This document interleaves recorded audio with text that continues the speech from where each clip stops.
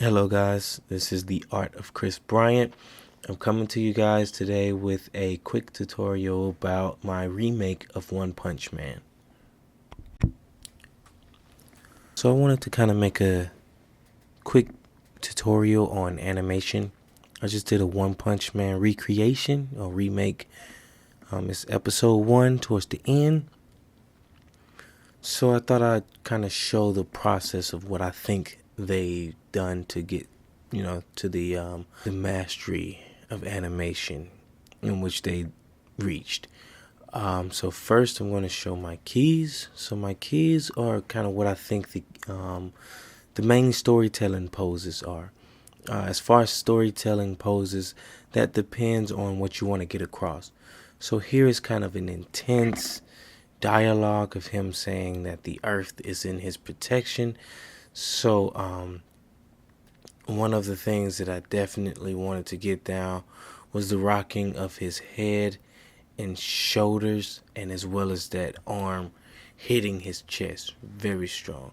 So you kind of definitely know that once he hit his chest, that this is very high, very intense, that he's trying to get his point across. The emotions have built up, and he's basically going to, let these guys know that, hey, as long as I'm here, the earth is in my protection.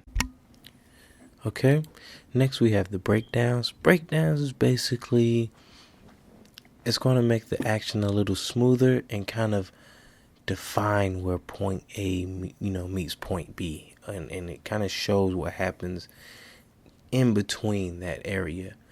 So this helps you see the motion more clear. You get a good sense of where you're going with the action.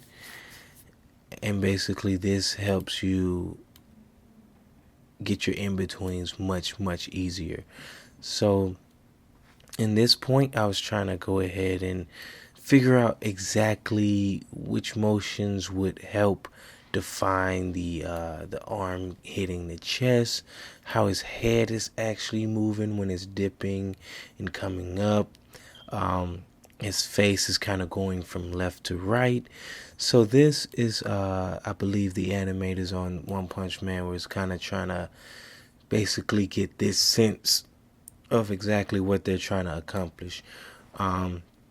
Note this is a remake, so I don't think that every frame will be the exact same as in the actual shot, but this is just my take, and as well as my, this is all of my abilities so far to kind of show what I think the pros are doing. Okay, so the next thing that we do is after you have your breakdowns, well, after you have your keys, then your breakdowns. Next thing you want to do is kind of go into basically in betweening. I say that your keys and your breakdown is really you animating. That's you trying to get your timing down. That's you trying to figure out the motions. That's you trying to break down the action. And basically all of that combined is your keys and breakdowns. At this point, you should have a really good sense of how your animation should go. Now, you're not at the end of animating, because I have noticed, especially with my work, that in my in-betweens, I still need to kind of tweak my timing and everything. So I believe that whenever you're tweaking timing and stuff like that, you are still animating, because even then you may even see that some of your poses aren't working exactly right. However, don't go too far in the in-between and start trying to change everything, because then you'll notice it's hard to get a good grasp of your timing and everything. So you really want to kind of be finished with animating at your breakdown and keys basically position. So from here on, what I did was basically just smooth out the actions. You see that there is built in the timing that there's some ease in and ease outs. Those of you who don't know that, that's like slow in and slow outs. It's basically you put more drawings on either beginning or the end of an action to kind of give it that sense of realness to it. No one moves in just straight lines, or no one moves at a constant pace. You are always slowing down or speeding up. So that's what the slow ins and slow outs give you. So at this point, as you can see, my action is much smoother. It's, you know, you can now see that arm hitting the chest real good. I also added some smears in there to kind of, smears basically make an action feel faster. And it also gives it more impact when you give it smears. Once his hand hit his chest, what you notice is, well, not at this point. It's going to be on the next one, so I'll get to that next time. Okay. After my keys and breakdown was done in the face, I went ahead and animated it, and as you can see, I went ahead and in between it and kind of got those actions down packed. Once I got to this point, I felt as though, hey, the animation is looking good. I really like the timing on it. I really love the emotion. Now some parts of my face and everything, they're kind of jittery and stuff.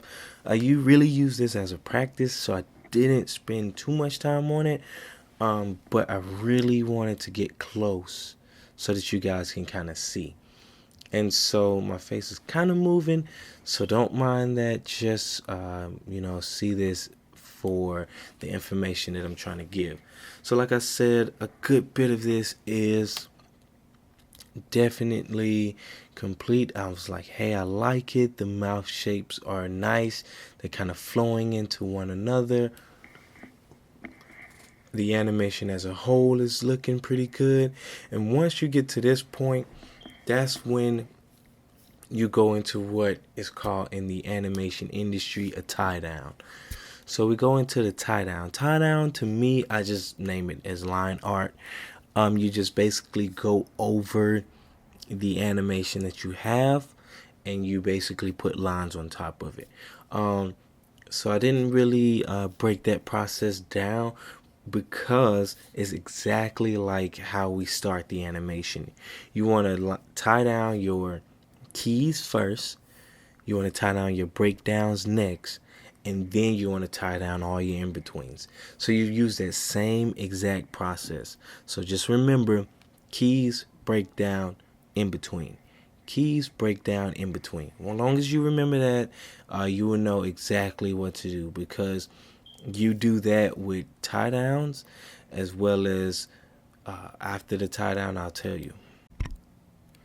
So as you get a good look of the tie downs, this is like I said, I call it line art, everyone else calls it tie downs. It's basically the same thing, different names. So once you get that going, your lines are consistent, they're not jumping all over the place. You really like it. You say, hey, the animation is looking pretty cool. Next thing you know, we're going to go into either values or colors. So this one I chose values. I didn't choose to go colors. Same exact process though. So it was just easier and less time consuming for me to do values.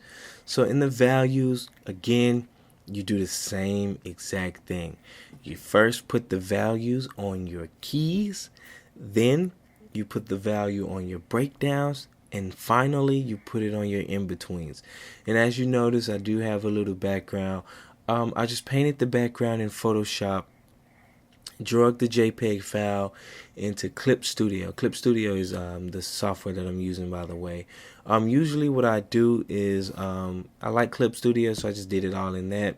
Usually what I do is I take the background, especially if it's an animated background, throw it in After Effects, throw the animation in After Effects on a layer on top of the background, and then kind of, go from there. And then you add all your effects and color corrections and things like that. This one, you don't really need to. Like I said, I stayed in the values. So this one, basically what's going on is I just added the values on top of my line art. I put a background in there so you could kind of see how the values would look against the background. That's a good thing to do, especially before adding color and things like that, is test out your colors on top of your background, because that's the end product. You don't want to test out your colors in the end where you feel like, hey, these colors are nice, and then you finally throw your background in and it looks weird. So test out your colors beforehand. And so that's why I threw the background in there, to see the values against the background. Honestly, after seeing it, I would have liked to go darker on my character, on Saitama. Would have liked to go darker on his values, because the background should look a little bit lighter than the values on his body. So, except on the top. So I really wish that I had went a little darker, but I just take that as a side note. You guys can, play around with your characters, your values on your characters, your colors, and things of that nature. And then once you find the right balance, then you can go ahead and, call that animation done. And so that's what I did with this one. I called it done. And that concludes my study on One Punch Man. I hope you guys got something away from it. I hope that you like the outcome. Comment, subscribe, share, all of that good stuff. I would definitely appreciate it. And also, if you guys have any questions, just leave it in the comments. Or if you have any recommendations or any requests, leave that in the comments as well. I'd like to do more of these. It basically depends on how you guys feel about it. Just let me know, and I'll see about go ahead and do that. Thank you again, and bye-bye.